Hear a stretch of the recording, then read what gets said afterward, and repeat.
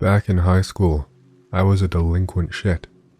I would skip out on classes to drink or smoke pot, and I could never go for an entire school day without ducking out at some point for a cigarette. I almost ruined my life, threw away my future, trying to be some stereotypical badass, but that is not the story I am here to tell. I went to high school in a small town, and adjacent to the school was a large graveyard the community had been using since before the Civil War. It was the ideal place to sneak off during school for a smoke, and it was where I often spent lunch or time ditching class. In the day, it was an interesting piece of history, and when I was alone on a smoke break, I'd often wander the headstones aimlessly. Something about it just calmed me down, but that may have been an association developed from going there to smoke and relax whenever I could. I had been abandoned by my parents since I was 13 years old, and spent the following years jumping from place to place, between the homes of friends and relatives. I was staying with my uncle my senior year of high school, until a few months before graduation I was busted for possession. I managed to avoid jail time, but the embarrassment was enough to force my uncle's hand. I was 18, I had a job, and I did not listen to or follow his rules, so he, too, kicked me out. The first few weeks, I slept at a friend's house again, but nearing the end of the school year, I found myself without anywhere to go. I then remembered a small road that went through the graveyard, and decided I could just park my car there to sleep. Hell, I would be living closer to school and work than I had in the past. I wouldn't even really need to move my car. I woke up that first morning feeling sore and tired. I did not have an alarm clock. Back then, cell phones weren't really a thing. I opened the car door and sort of fell out, stumbling to get to my feet. I grabbed my backpack, put a pair of clean clothes in it, and went to school to shower and brush my teeth before the morning bell. It rained during the day, and when I got back home, I found mud splattered all over my car. It looked like someone just smeared the outside with a muddy stick. I was a little confused, but I tossed my backpack in the car, changed again, and headed off to work. I looked into a full 8-hour shift that day, working 4 to midnight, and did not get back until well after midnight. Walking through the graveyard at that late hour bothered the shit out of me, and I made a mental note to make sure I drove to work when I was going to be out that late. I changed, yet again, sat down in the front seat, and went to lean it back. I had never put the seat upright after I woke up. I nearly had a panic attack when I realized that, and I quickly turned the overhead lights on and searched inside my car. Nothing seemed out of place. No one was hiding inside, waiting for me or anything. Eventually, I calmed down, brushed it off as some kids looking through my shit, and remembered to lock the doors from now on. Fuckers were just doing what I would have done if I ran into an abandoned car out here. I went to school the next day, then wandered around town with some friends until pretty late. It wasn't until I was walking to the car that I realized I forgot to lock up when I left in the morning. It was 11 p.m. and the graveyard was pitch black. I was nervous as hell, but I steeled my nerves and told myself that there was not anything to be afraid of. The worst thing that could have happened was someone stole my work uniforms or something, but I can't really imagine why someone would want them. The front seat was up again, I noticed before getting in, and decided this time to look around the car right away. The front was empty, as it should be, so I opened the back door and made a mental inventory of my stuff. Then the trunk. Nothing missing, no one hiding, things looked fine. I closed the trunk and walked around to the front. This time, I was going to try sleeping in the passenger seat. The steering wheel was definitely fucking with me at night. I sat down, leaned back, and bump. My heart stopped as the seat hit something behind me. I had just looked back there. There was not anything in a position to stop the seat. I gulped and slowly started to turn my head. I stopped as soon as I reached the rear driver's side door and noticed I left it open. Someone or something snuck in while I was walking around the damn car. Before I could turn my head any further, I noticed a large shape bolt out the open door, and disappear. I locked the doors, rechecked things from the inside, checked the locks, and tried to get to sleep. This was the last time I was sleeping out here. The thing was probably just an animal, but trying to live in a graveyard was taking a toll on my sanity. The next morning, I woke up determined to move my car to the street before going to school.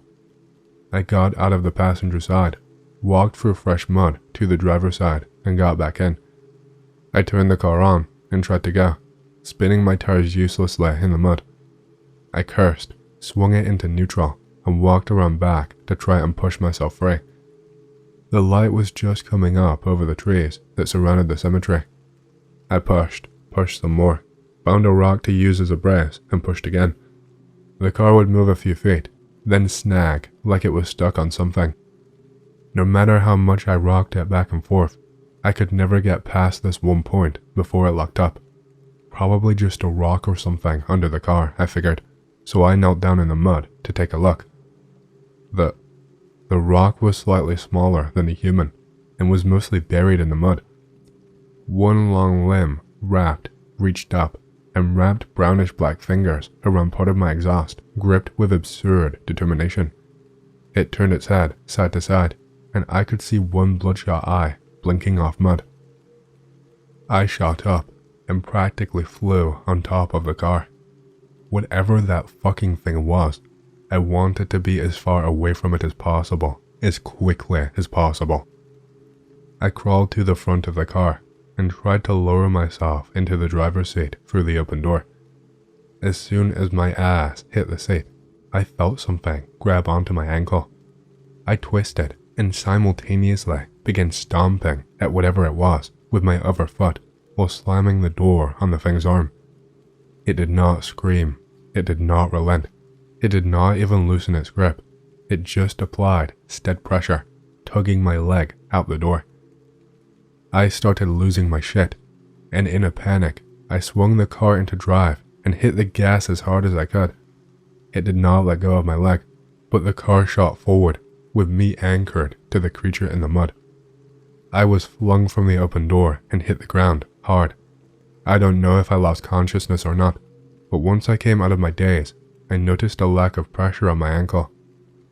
I stood up as quickly as I could and made my way to the car, now stopped against a large headstone. I did not bother to look behind me. I got in, closed the door, and got out of there as quickly as possible. I sat in my car for what felt like an eternity. I had not noticed it the night before, but the back seat was smeared with mud. There were marks, like those I found the first afternoon, smeared on the inside of the doors and the back of the front seats. I chain smoked through my usual daily ration of cigarettes, stumbled into school, and went to class wearing muddy clothing and smelling like the grave. My appearance obviously shocked my classmates and teachers, and after school, while I was sitting in the street in my car, I guess a few of them were meeting to discuss my situation. Miss Bryn, a history teacher, was sent out to talk to me when they noticed me just sitting in front of the school. I told her I had been sleeping in the graveyard and did not have anywhere else to go anymore. I left out the freaky stuff. She would not have believed me anyway. She was shocked that I had been trying to live out here. Apparently, she did not think it was safe for a teenage girl. I did not think it was either, but for very different reasons. She let me stay in a little loft above her garage. It was not heated, but it was getting warm enough to not matter. I paid her a bit of money for my job and stayed there until I left for college. I never told her what happened to me out in the graveyard, and I never apologized for bringing it to her home. Say, the morning after I first stayed at her home, I found my trunk open. The inside was caked with dried mud. I never saw more of it, though I always kept an eye out. A few months after I moved out, she was found in her basement, dead. It seems like she fell down the stairs, slipped on some mud, tracked up from where bare dirt made its way up the floor of the basement. Pictures of her death were posted in the paper, face down at the bottom of the stairs. mud tracked halfway up the steps. But if she was tracking mud back up the steps, she would have fallen face up, right? If she fell backwards while climbing up, she would have been face up. Hey, I hope you've enjoyed the story so far. If you do and you want to hear more, please leave a like and subscribe to my channel, and leave a comment down below, as it lets the algorithm know that you like my content and it promotes it to more people. My goal for the channel is to hit 50,000 subscribers, and we're closing in fast, so thank you, and back to the stories. Fishing at river near a dam with a friend. We start talking about a girl that had just died after a boat she was on went over the dam just upstream from us around a week earlier. We make our way over to an island in the middle of the river to fish. We notice shredded fiberglass and investigate. It's the girl's remains tangled up in the debris of the boat. Friend almost trips on a long bone with some flesh still attached as we are backing away from what we just came upon. Right after this, the siren for the dam opening goes off. We make our way to the side of the river just in time. Out of nowhere, storm clouds fill the sky, and it starts storming. We make it back to his truck and wait out the storm. Go check out the memorial site that the girl's family members set up at the top of the dam. We look over at the water near the edge of the dam and notice 3 hippies that look straight out of Woodstock 69 skinny dipping while the dam was open. We both see them all go underwater at the same time and never came up. Me and my friend agree that it is the craziest shit that has ever happened to either of us. Be me, being the alcoholic cousin. 2000s, the world is very different. I live with my uncles and their Barbie addicted daughters. It never bothered me until that one night, spending weekends getting drunk and coming back in the late night. The area where I live is the rural part of a city, so it is all very quiet. Maybe too quiet. To get home, I have to walk past a convent. The place always gives off a bad vibe. One night, I feel a heavy feeling on my back, like someone is on top of me. Thinking it's drunkenness. The heavy feeling follows me home. Out of nowhere, I lose it when I walk through the living room and go into my bedroom to sleep. At 3 in the morning, I wake up because I feel stabbing pains all over my body. It is the Barbie dolls jumping on me. There are about 10 of them. I can't move. My mind is blank. I don't know what to think about what my eyes say. The dolls let out high-pitched, feminine laughs. I faint from fear. I wake up outside the convent, in the weeds. Was it all a dream? Because it is so late at night, no one can confirm if I returned home. I don't want to believe what I saw, but there are several things that indicate I was assaulted by Barbie dolls. I always return home. I don't usually sleep on the street. My cousins lost 3 of their dolls. My body is extremely sore, as if I'd been beaten. The Anon story made me remember this because I always thought it was some demonic shit, and the dolls were only used. I've had other experiences with these entities, and they are always nefarious beings that do the most bizarre shit. Alright X, I have a story for you. It's a little convoluted, but I genuinely need advice if anyone has experienced the same thing.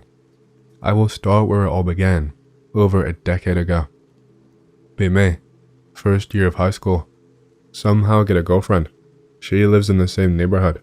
Also, start being interested in the occult. One night while biking home, a streetlight goes off right as I pass underneath it, like it just dies. Creeped out a little, but think nothing of it.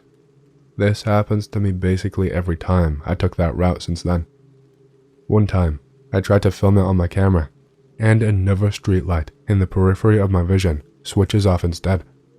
I book it home, and decide to no longer bike that route to my house. Now, I've had many other strange experiences I won't get into, going to stay on topic as much as possible. This trend continues.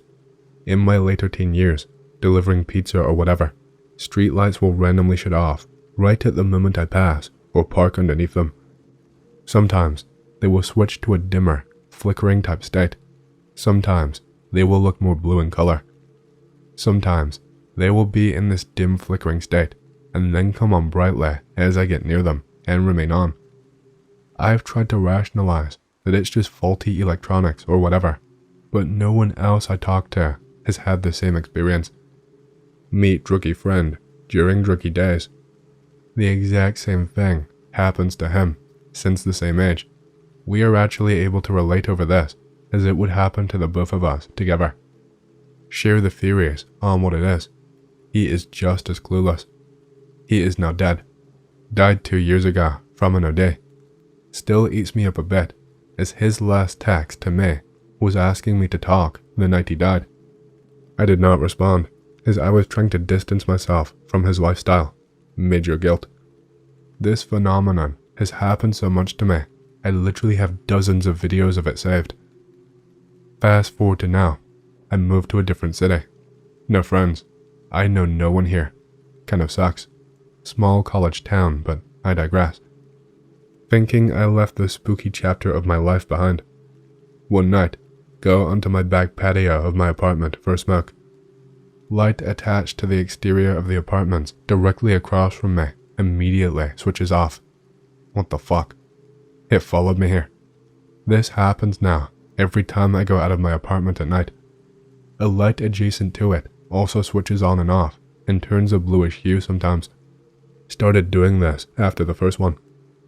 It has become so normalized to me, I barely think about it, but it always seems to happen whenever I'm present around electronic lights. Some of the earlier times were much more blatant, like as soon as I park, the light comes on or shuts off, giving me a chilling feeling.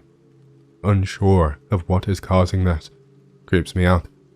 Anyone else have similar experiences or know anything more as to what this could be? I could post videos of it if someone tells me how to do webms. It's pretty boring for the most part though, just dozens of videos of basically what I described happening. When I was a kid, we loved climbing around garages and sheds. We were 6 or 7 at the time, living in a small town in the late 90s. These sheds stood right next to 5-story apartment buildings, and we had explored almost all of them, except for one. The shed was different, bigger than the rest. It had thick iron bars on the windows and 2 massive iron doors, locked tight. We had never seen anyone go in or out, and it drove us crazy. We tried picking the lock, bending the bars, even peeking through the cracks, but there were metal sheets bolted from the inside, blocking our view.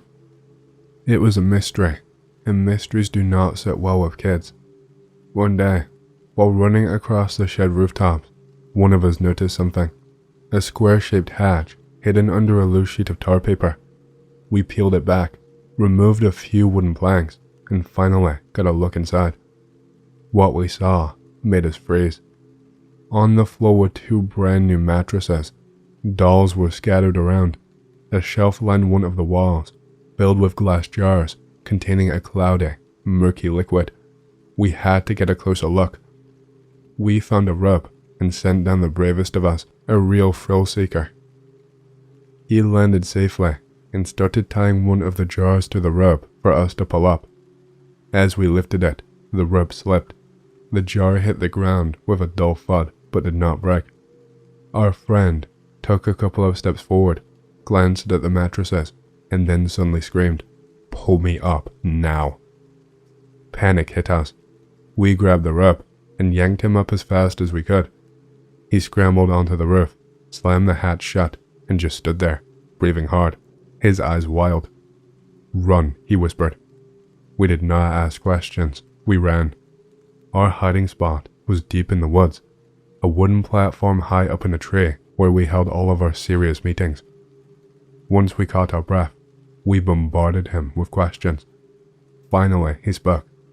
There was dried blood, he said, on the floor near the mattresses. We were silent, and in one of the jars, he hesitated.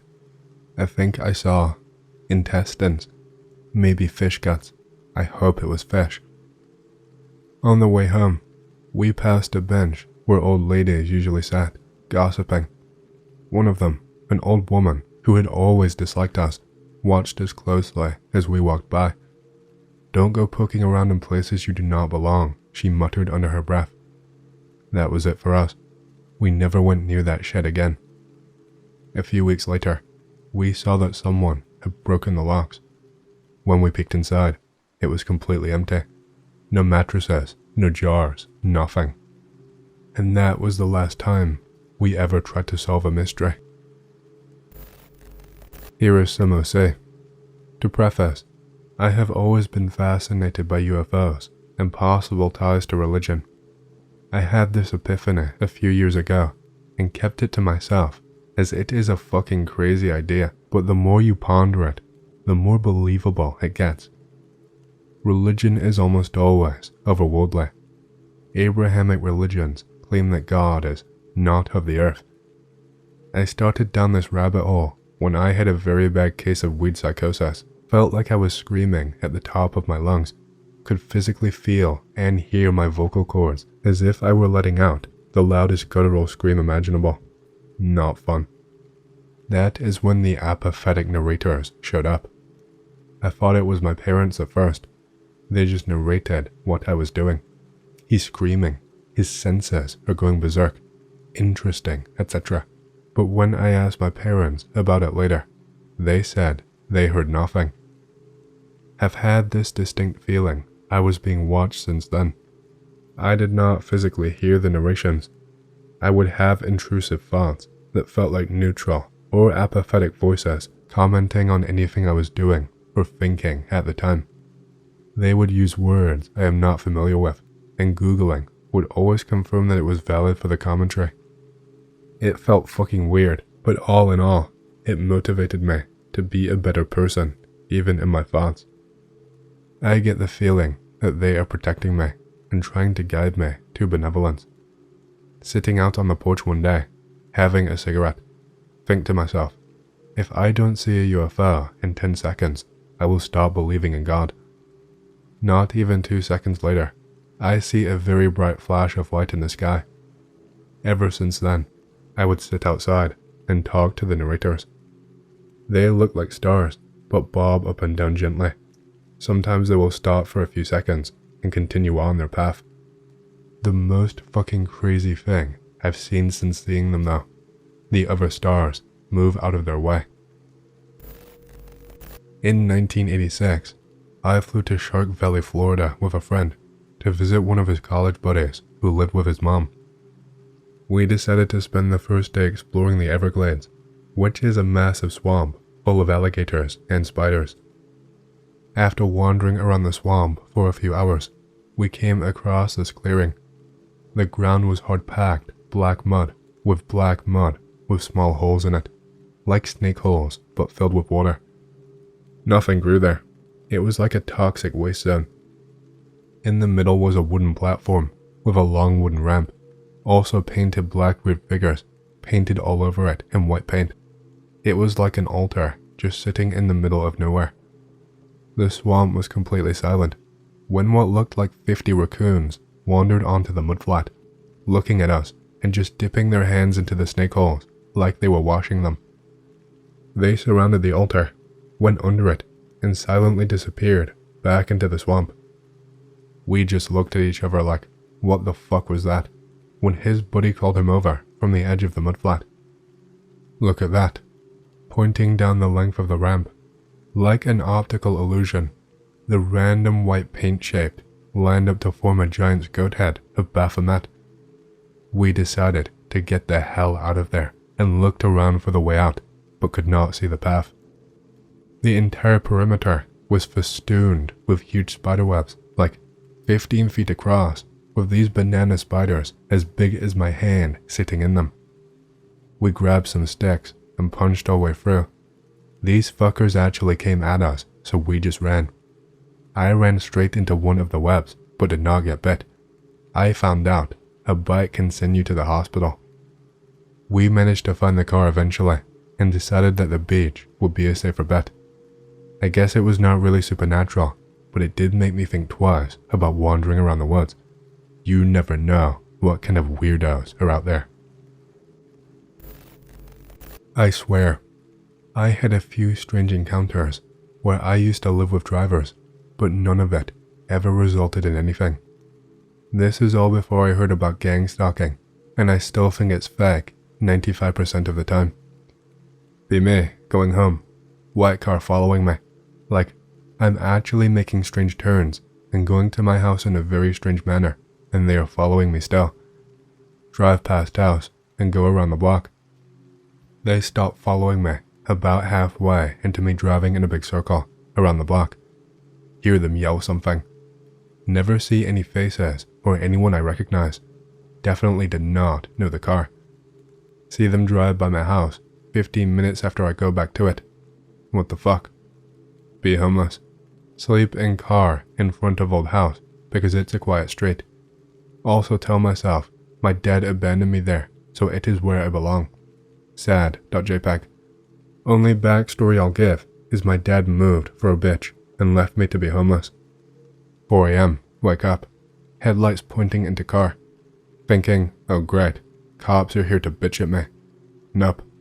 Car swerves to the other side of the road. Almost hits fence across the street. Swerves back. Almost hits curb on my side of the street. Well, what the fuck? Drunk guy is swerving all over the road at like 8 miles per hour. Parks at shit house at the end of the street. Just lol and go to sleep. Next night, he fucking does it again. I think he does it every night, bros. Posted this one in a creepy thread ages ago. Story is from an ex-military guy I know from the pub. Pilot flying up in the Northern Territory. Radio into the airstrip. He knows the couple that run it. Says he will be there in 4 hours. Will radio when he is near the airstrip. Guy close to the airstrip radios the couple in. No reply. Circles and tries again. Still no reply. Goes to airstrip in the next town over. Tells the lads working there the couple never picked up their radio. They call the police. Police come around to them. They all travel to the airstrip the couple own. Get there at about 2 or 3 a.m. The lights in the house are off, but the spotlights are on. Some were shining off into the hall. They walk around the side of the house where the dogs are kept. 2 things they notice right away. The dogs are dead, but there was no sign of physical harm on them. They all had looks of terror on their face. It appears that they were literally scared to death. Second thing was the side of the house was riddled with bullet holes, but they were fired from the inside out. They go into the house to find the couple dead on the ground with the man's AR-15 in his hand. They had a look of fear and shock on their faces, same as the dogs, and they were said to have died the same way as the dogs. Police radio it in. At dawn, most of the other police and paramedics get there, and so do some lads from the Air Force. They saw them talking to the police, then came over to the locals and told them to fuck off out of here and don't tell anyone what they saw or may have heard. The guy who told the lad from the pub I go to was in the USAF and was involved in Project Blue Book and other UFO related business. He told him strange lights and other strange events had went down in the area the night of the incident. I had a gnome living on my farm. Seemed pretty chill at first. See, Mom always put out big pots of food for the dogs, mostly meat stuff as we butchered cows. Of course, the dogs would eat their fill, then go off to bed, so a gnome would have plenty cooked food to salvage after the dogs were done. One night though, I was maybe 12, could not sleep. My bed was level with the window, so I was just looking outside, thinking about kid shit. The moon was pretty bright. Our yard was tree-free, except for 2 really old, tall oaks that grew right next to each other. These trees were casting a really dark shadow right outside my window. Looking out the window, motion catches my eye. I look at one spot for a long time, and halfway shit myself when a figure sidestepped out of the shadows. Just like some here say, he walked sideways but had his head turned toward where he was going. He sidestepped along the shadows to our koi pond, and when he got to it, he seemed to bend down, gather the water in his hands or maybe a ball, then sidestepped back to the tray. Closed my blinds and cried out of fucking sheer terror. Never told anyone. When I turned 15, we stopped cattle and started with chickens. Our dog died, so Mom stopped leaving the leftovers outside. We had chicks being raised in a wooden box which was in a closed-in porch. We made sure foxes or hawks or snakes could not get in. A week before they would be ready to put into the actual coop, something killed every one of them in one night. The bodies were just gone, no blood, only a few feathers. We checked every nook and cranny. There was no way someone or something got in the porch without unlocking the door. My dad was pissed, so angry in fact, he got a new guard dog, really cool blue heeler. Leftovers started getting left outside again. Never saw or had any trouble since then. In fact, that year, our horse finally conceived for the first time when we thought she was barren. She had 3 babies altogether since that year.